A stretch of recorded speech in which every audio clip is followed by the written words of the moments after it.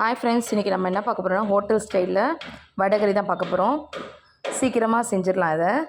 அதுக்கு நான் 100 கிராம் கடலப்பருப்பு எடுத்திருக்கேன். ஹாட் வாட்டரில் ஊற வச்சுக்கலாம் ஒரு 20 மினிட்ஸ். நல்லா ஊறிடுச்சு. இப்போ மிக்ஸி ஜாரில் கொஞ்சம் கருவேப்பிலை, ஒரு காஞ்ச மிளகா போட்டுக்கலாம். உங்களுக்கு காஞ்ச மிளகா எக்ஸ்ட்ரா வேணால் கூட நீங்கள் போட்டுக்கோங்க. நான் ஒன்று தான் போட்டிருக்கேன். உப்பு போட்டுக்கலாம். போட்டு நல்லா அரைச்சிக்கலாம். வடை பதத்துக்கு அரைச்சி எடுத்துக்கலாம். ஒரு தோசைக்கல் வச்சு நம்ம அடை தட்டுற மாதிரி தட்டி எடுத்துக்கலாம். இது சீக்கிரம் உங்களுக்கு முடிஞ்சிடும். இது கொஞ்சம் ஆயில் ஊற்றி அடை மாதிரி தட்டிக்கலாம். உங்களுக்கு நிறைய ஆயிலும் இழுக்காது. இது வித்தின் 2-3 மினிட்ஸில் உங்களுக்கு இது ரெடி ஆகிடும். பாருங்கள். இப்போ நம்ம திருப்பி போட்டுக்கலாம். கொஞ்சம் கோல்டன் ப்ரௌன் கலரில் வந்தால் போதும். எடுத்து நம்ம ஒரு பிளேட்டில் வச்சு ஆற வச்சுக்கலாம். ஆற வச்சுட்டு நல்லா உறுத்து விட்டுருக்கணும். அதை நல்லா ஃபுல்லாக பிசைஞ்சு உங்களுக்கு பிசையும் போதே உங்களுக்கு தெரியும். பாருங்கள், அப்படியே நல்லா உதிரி உதிரியாக வரும். உங்களுக்கு ரொம்ப ஈஸி மெத்தட் கூட. அது ட்ரை பண்ணி பாருங்கள்.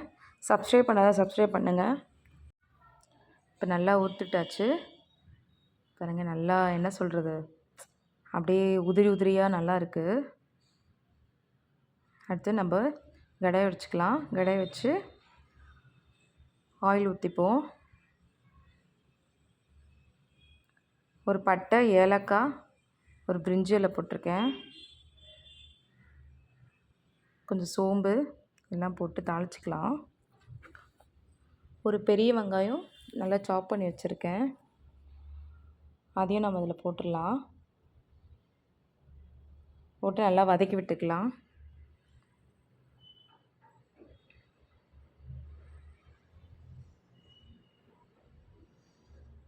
நல்லா வதங்கி வரட்டும்.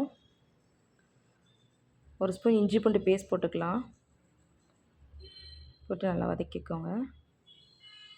நல்லா கொஞ்சம் டார்க் கலரில் வந்த உடனே நான் ஒரு தக்காளி அரிஞ்சு வச்சுருக்கேன். ஒரு தக்காளி போட்டுக்கலாம். போட்டு நல்லா ஃப்ரை பண்ணிக்கலாம். நல்லா ஃப்ரை ஆனோடனே நம்ம இதில் கொஞ்சம் சால்ட் போட்டுப்போம். ஆல்ரெடி நம்ம அந்த மாவில் நம்ம சால்ட்டு போட்டிருக்கோம் கடலப்பருப்பில். இப்போ கொஞ்சமாக போட்டுக்கலாம், சேர்த்துக்கலாம். இப்போ கரம் மசாலா ஒரு 1/4 ஸ்பூன் போட்டுக்கோங்க. தனியாத்தூள் ஒரு ஸ்பூன் போட்டுக்கோங்க. காஷ்மீர் சில்லி பவுடர் ஒரு ஸ்பூன் போட்டுக்கோங்க. உங்களுக்கு வேணும்னா கொஞ்சம் எக்ஸ்ட்ரா கூட போட்டுக்கலாம். உங்களுக்கு கலர் நல்லாவே வரும். நீங்கள் அந்த ஆயிலில் ஃப்ரை பண்ணும் போது கலர் நல்லாவே கொடுக்கும் உங்களுக்கு. உங்களுக்கு வேணால் ஒரு 1/2 ஸ்பூன் கூட நீங்கள் போட்டுக்கோங்க. நான் காரம் கம்மியாக தான் எடுத்துப்பேன். இப்போ இந்த உளுத்து வச்சுருக்க அந்த கடலப்பருப்பு அதை எடுத்து போட்டு நல்லா மிக்ஸ் பண்ணி விட்டுக்கலாம். நல்லா மிக்ஸ் ஆனோன்னே ஒரு டம்ளர் வாட்டர் ஊற்றிக்கலாம். நம்ம கடலப்பருப்பு அரைக்கும் போது மிக்ஸி ஜாரில் கொஞ்சம் ஒட்டியிருக்கோங்க இல்லையா, அதில் ஒரு டம்ளர் தண்ணி ஊற்றி அதையும் நம்ம மிக்ஸ் பண்ணி இதில் ஊற்றிக்கலாம். ஒரு டம்ளர் தண்ணி ஊற்றி நல்லா மிக்ஸ் பண்ணிக்கோங்க.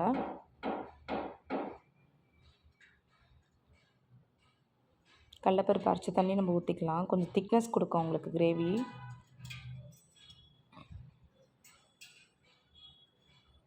நல்லா மிக்ஸ் பண்ணி விட்டுக்கோங்க. சால்ட்டு பார்த்துக்கோங்க எப்படி இருக்குன்னு. சால்ட்டு வேணுன்னா சால்ட்டு போட்டுக்கோங்க. ரெடி ஆகிடுச்சு ஃப்ரெண்ட்ஸ்.